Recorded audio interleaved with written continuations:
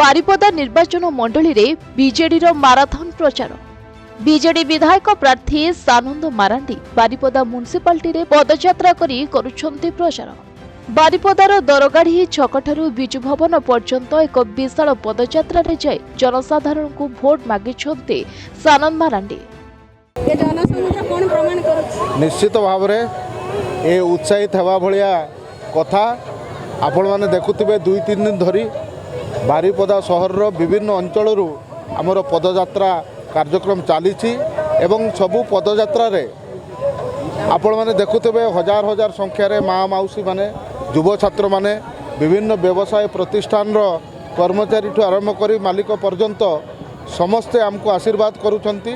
नवीन बाबू को षष्ठ थर मुख्यमंत्री करबा पई मध्य से माने आशीर्वाद करुछंती। तेणु निश्चित भाव में मु उत्साहित अच्छी। विजय को नहीं कोन वार्ता देबे देखंतु निर्वाचन को आम हल्का भाव में नौने।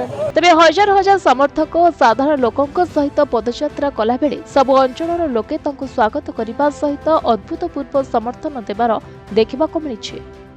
एभली समर्थन पाई सानंद बारिपदार सबु वर्गर मतदाता धन्यवाद देवा सहित मुख्यमंत्री बारिपदावासी को देथिबा पानीय जलर मेघा प्रकल्प ड्रिंक फ्रॉम टैप रो शुभारंभ निर्वाचन तुरंत परे हेबो बोली प्रतिश्रुति दैछन्ते। मयूरभंजरू दीपक मुदुली रिपोर्ट प्रतिदिन टीवी।